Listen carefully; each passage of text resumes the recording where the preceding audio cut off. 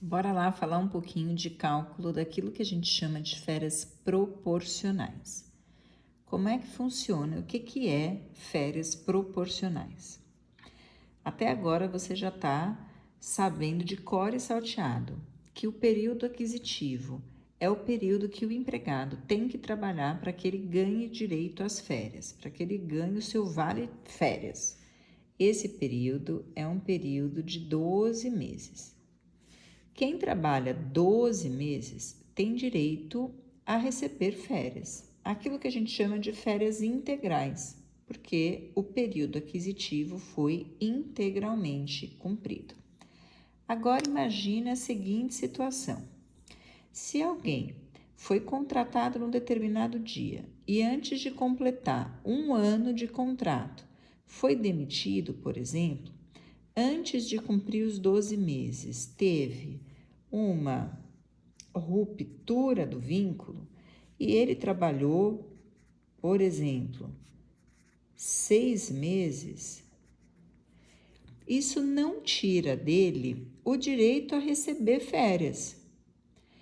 A única diferença é que ele vai receber férias proporcionalmente ao tempo que ele trabalhou no período aquisitivo. Se ele precisava de 12 meses para receber as férias cheias, digamos assim, as férias integrais, e ele trabalhou metade disso, ele vai receber metade disso. Ou seja, ele vai ter direito a metade das férias, porque ele só trabalhou metade do tempo do período aquisitivo.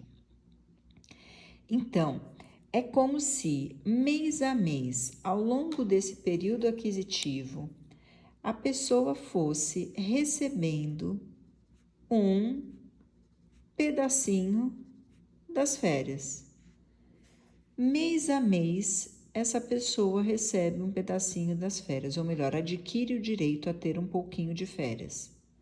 Ela precisa trabalhar 12. Se ela já trabalhou ela recebeu uma parte, ou melhor, ela tem direito de receber uma parte dos 12. Se ela trabalhou 2, ela tem direito de receber 2 partes do inteiro. Se ela tem 3 meses de trabalho, ela tem direito de receber 3 partes do inteiro. Ou seja, a pessoa precisa trabalhar um ano para ter direito às férias, mas se não trabalhar durante um ano, se houver uma ruptura aqui do vínculo de emprego, no meio desse período aquisitivo, ela não perde o que ela já trabalhou durante esse período aquisitivo. Ela continua tendo direito às férias, mas ela vai receber o pedacinho de férias que ela conseguiu adquirir aqui, considerando proporcionalmente o tempo de trabalho que ela conta nesse período aquisitivo. Vamos fazer uns exemplos, porque eu acho que vai ficar fácil quando a gente começar a calcular. Vamos supor que uma pessoa tem uma remuneração de R$ 2.400. Se ela tivesse trabalhado os 12 meses do período aquisitivo, eu ia calcular as férias dela em cima do valor cheio da remuneração dela, dos R$ 2.400. Nesse exemplo, em que ela trabalhou só 6 meses, eu vou considerar 6 meses desse período aqui. Eu vou considerar metade do tempo só, ou melhor, metade do valor, porque ela trabalhou metade do tempo só. A minha base aqui, então, funciona da seguinte forma. Eu vou pegar R$ 2.400, o salário da pessoa, e vou dividir por 12, pelos 12 meses que isso representa. Vou chegar num resultado. Nesse nosso exemplo, chego num resultado de R$ 200. Isso daqui é o que a pessoa adquire por mês trabalhado no período aquisitivo.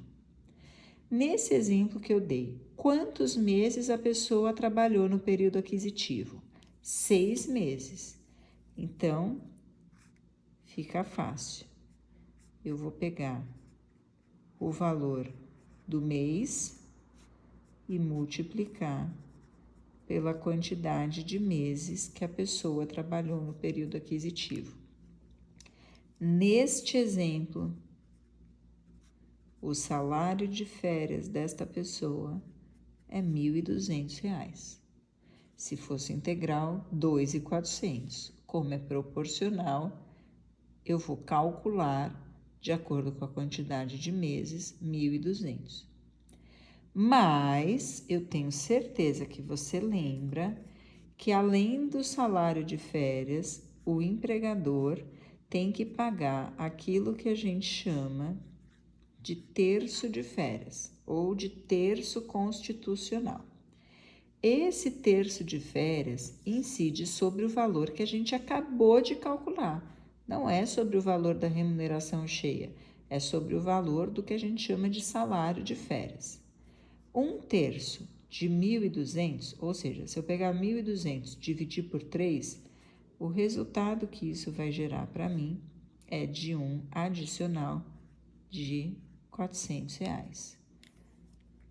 Esta pessoa vai receber, a título de férias proporcionais, o valor total de R$ 1.600, 1.200 mais o adicional de R$ 400.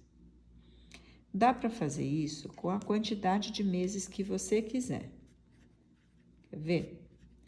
Considera o mesmo salário, R$ 2.400. Vamos supor que agora a pessoa trabalhou por, 8 meses neste período aquisitivo. Basta que eu pegue os R$ 2.400, que é a remuneração, 2.400, divida por 12, que vai dar R$ 200, e multiplique esse valor, que é o valor de um mês, pela quantidade de meses, 8 meses. Isto daqui vai me dar um valor, deixa eu mexer um pouquinho a folha aqui só para enquadrar. Isso daqui vai me dar um valor de R$ 1.600. Lembra que além desses R$ 1.600, eu tenho que pagar 1/3. 1.600 dividido por 3 vai dar uma dízima periódica, 533,33333. Vou arredondar para 533,33 centavos. O que significa dizer, deixa eu mudar a cor da caneta, que quando esta pessoa que tem que receber férias relativas a 8 meses trabalhados no período aquisitivo, vai receber um valor de 533,3333 mais R$ 1.600, o que vai dar R$ 2.133,33333.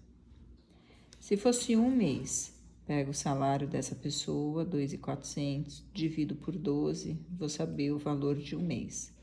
Pego o valor de um mês, multiplico pela quantidade de meses. No exemplo, seria um único mês, ela vai receber R$ 200 de base, mais 1/3 desses R$ 200, que é o adicional de férias.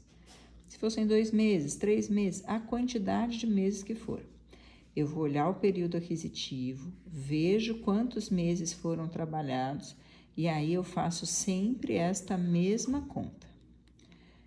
Para não dizer que tá muito moleza, eu preciso que você preste atenção aqui. Eu não considero dias trabalhados no período aquisitivo. Eu considero meses. De forma que eu preciso saber quando é que eu vou considerar que a pessoa trabalhou um mês. Se a pessoa saiu no dia 20 daquele determinado mês, eu conto aquele mês cheio ou não? A pessoa precisa trabalhar efetivamente 30 dias para que eu considere um mês. Então, atenção a essa questão. quando que eu considero que a pessoa cumpriu um mês?